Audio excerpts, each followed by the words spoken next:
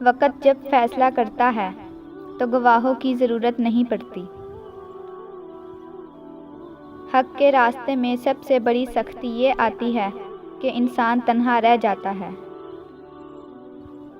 عزت اللہ کی رضا میں ہے، لوگوں کی فرما برداری میں نہیں۔ کبھی مشکل میں کسی بزدل سے مشورہ مت لینا، کیونکہ وہ تمہاری بچی ہوئی ہمت کو بھی ختم کر دے گا۔ جاہل نہ تو اپنی کمزوری کو سمجھتا ہے اور نہ نصیحت کرنے والوں کی باتوں کو۔ اگر تم سیدھے راستے پر ہو اور تم کو کسی مشکلات کا سامنا نہیں کر رہے ہو تو سوچو، ہو سکتا ہے کہ تم غلط راستے پر ہو، کیونکہ سیدھا راستہ مشکلات سے بھرپور ہوتا ہے۔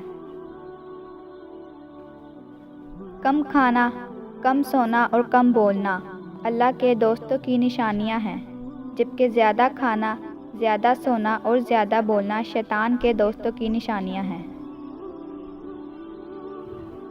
کسی شخص پر اس وقت تک بھروسہ نہ کرو جب تک اسے اپنے لیے غصے میں نہ دیکھ لو۔ تجربہ انسان کو غلط فیصلے سے بچاتا ہے، مگر تجربہ غلط فیصلے سے ہی حاصل ہوتا ہے۔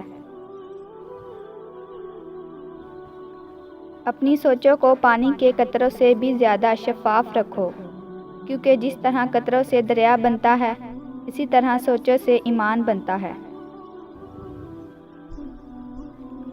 اپنا سر اونچا رکھو کہ تم کسی سے نہیں ڈرتے، لیکن اپنی نگاہیں نیچی رکھو تاکہ پتہ چلے کہ تم ایک باعزت گھرانے سے تعلق رکھتے ہو۔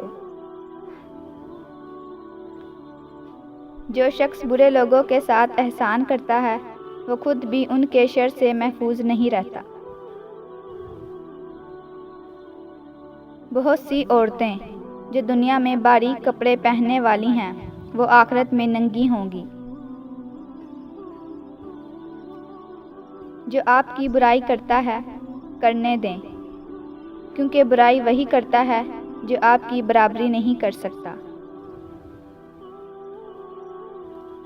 اخلاق وہ موتی ہے جس کی کوئی قیمت نہیں ہوتی، مگر اس سے ہر چیز خریدی جا سکتی ہے۔ عورت کو دینے والا تحفہ میں سب سے نایاب تحفہ عزت ہے۔ حاصل کو اگر پانا چاہتے ہو تو تہجد پڑھا کرو، کیونکہ جو نصیب میں نہ ہو اسے تہجد کی دعائیں مقدر میں لے آتی ہیں۔ لوگ کہتے ہیں کہ ہوتا وہی ہے جو نصیب میں لکھا ہو، لیکن اللہ پاک قرآن میں کہتے ہیں، تم مجھے پکار کر تو دیکھو، میں نصیب بدلنے پر قادر ہوں۔ دنیا میں سب سے خوبصورت پودا محبت کا ہوتا ہے، جو زمین میں نہیں بلکہ دلوں میں اگتا ہے۔ کبھی بھی لوگوں کی باتوں سے پریشان نہ ہونا، کیونکہ آپ نے اپنا حساب رب کو دینا ہے، ان لوگوں کو نہیں۔ 3 چیزیں انسان کو اللہ سے دور کرتی ہیں: اپنے عمل کو زیادہ سمجھنا، اپنے گناہوں کو بھول جانا اور اپنے آپ کو سب سے بہتر سمجھنا۔